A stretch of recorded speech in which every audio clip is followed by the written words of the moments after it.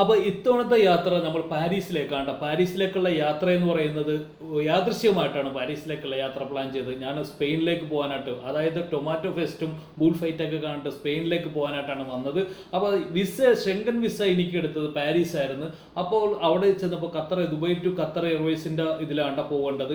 അപ്പോൾ ദുബായിലെ പ്രമുഖ വ്ളോഗർമാരൊക്കെ ഒന്ന് തകർത്താടുന്നുണ്ടായിരുന്നു. ഏത് ഷെങ്കൻ വിസ എടുത്താലും എവിടെയും പോകാം, അങ്ങനെയൊക്കെ റോങ് ഇൻഫർമേഷൻ ആരും കൊടുക്കരുത്. കാര്യം ഞാൻ അനുഭവപ്പെട്ട ഞാൻ നേരെ തിരിച്ചു വരികയാണ്. അവർ കയറ്റിയില്ല. കാര്യം ഒരു സംസാരിക്കാൻ പോലും നിന്നില്ല. അവരുടെ കയറ്റാത്ത പോട്ടെ, അവരുടെ ഒരു ആറ്റിറ്റ്യൂഡും വളരെ മോശമായിരുന്നു ഖത്തർ എയർവേസിൻ്റെ. നേരെ ദുബായിൽ നിന്ന് നേരെ തിരിച്ച് റൂമിലേക്ക് വന്നു.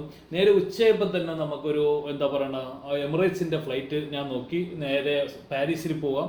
അതിനുശേഷം അവിടെ നിന്ന് ഞങ്ങൾ നേരെ ഇവരുമായിട്ട് ജോയിൻ ചെയ്യാന്നുള്ള ഒരു പ്ലാനിലാണ് ഇരിക്കുന്നത്. സ്പെയിനിലേക്ക് എത്താന്നുള്ള ഒരു പ്ലാനിലാണ് പോകുന്നത്. അപ്പോൾ എന്തായാലും എടുത്തിരിക്കുന്ന 380 ഫ്ലൈറ്റാണ് നമ്മൾ എടുത്തിരിക്കുന്നത്.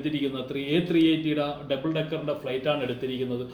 ഞാൻ ഒരുപാട് നാളത്തെ ആഗ്രഹമാണ് അതിൻ്റെ ബിസിനസ് ക്ലാസ് കയറണം എന്നുള്ളത്. അപ്പോൾ എന്തായാലും ഇത്തവണ അത് തന്നെയാണ് എടുത്തിരിക്കുന്നത്. A380 business class double ഡെക്കറാണ്. അതിൻ്റെയൊക്കെ ഒരു പ്രത്യേകത എന്ന് വെച്ചാൽ ഡബിൾ ഡെക്കറാണ്. ഇതൊരു എക്സ്പീരിയൻസ് ആണ്, നമ്മളുടെ ജീവിതത്തിലൊക്കെ ഒരു അനുഭവങ്ങളൊക്കെയാണല്ലോ. അപ്പോൾ എന്തായാലും ബിസിനസ് ക്ലാസ് ക്യാബിൻ ടൈപ്പിലുണ്ട്. അതുപോലെ തന്നെ മേളിലേക്കാണ് കയറേണ്ടത്. സ്റ്റെപ്പ് കയറി മേളിലേക്ക് പോകും. താഴേക്ക് നോക്കി മേളിൽ ബിസിനസ് ക്ലാസ് ആണ് കംപ്ലീറ്റ്. ഫസ്റ്റ് ക്ലാസ്സും ബിസിനസ് ക്ലാസ്സും ആണ് ഉള്ളത്. അപ്പോൾ ഇവിടെ ഏതാണ് നമ്മുടെ സീറ്റ് വന്ന് നേരെ ഇരുന്ന് ഒരു ആശ്വാസമായിട്ട് ഇരുന്നതിന് ശേഷം നമ്മൾ ഈ ഒരു സംഭവങ്ങളൊക്കെ ഉണ്ട്. നമ്മുടെ സൈഡിൽ തന്നെ ചെറിയ ചെറിയ ഡ്രിങ്ക്സ് അല്ലെങ്കിൽ വാട്ടർ ബോട്ടിൽ, അതുപോലെ തന്നെ ജ്യൂസ് കാര്യങ്ങളൊക്കെ ഇരിപ്പുണ്ട്.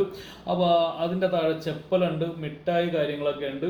അത് ഒരു ചെപ്പൽ ഇതിൻ്റെ അകത്തുണ്ട്. അത് നല്ലൊരു ചെപ്പലാണ്, ഇട്ടാൽ നല്ലതാണ്. ഒരു കണ്ണ് മൂടുന്ന മാക്സ് ഉണ്ട്, അതും നല്ലതാണ്. അപ്പോൾ എന്തായാലും അതിനുശേഷം ഇവിടത്തെ കണ്ട പോകുന്നത് പാരീസിലേക്കാണ് നമ്മുടെ യാത്ര. എന്തായാലും അതിനുശേഷം ടേക്ക് ഓഫ് ചെയ്തതിന് ശേഷം നേരെ എല്ലാവരും പോകുന്ന എണീറ്റിട്ട് ഒരു ലോഞ്ച് ഉണ്ട്. ആ ലോഞ്ചിലാണ് എനിക്ക് ഏറ്റവും ഇഷ്ടപ്പെട്ട ഒരു സ്ഥലമായിട്ട് ഞാൻ കണ്ടത്. ഫ്ലൈറ്റിൽ ഇതുപോലത്തെ ഒരു സ്ഥലം ഞാൻ ആദ്യമായിട്ടാണ് കാണുന്നത്. അത് എന്തായാലും ആ ലോഞ്ചിൽ പോയി ഇരിക്കുക. അവിടെ എല്ലാ നട്ട്സ്, അതുപോലെ തന്നെ ചോക്ലേറ്റുകളൊക്കെ ഇരിപ്പുണ്ട്, നമുക്ക് ആവശ്യത്തിന് എടുക്കാം. അതുപോലെ തന്നെ ഫ്രൂട്ട്സുകളും കാര്യങ്ങളൊക്കെ ഇരിപ്പുണ്ട്. മദ്യപിക്കുന്നവർക്ക്, ഡ്രിങ്ക്സ് അടിക്കുന്നവർക്കൊക്കെ അത് അൺലിമിറ്റഡ് കാര്യങ്ങളാണ്.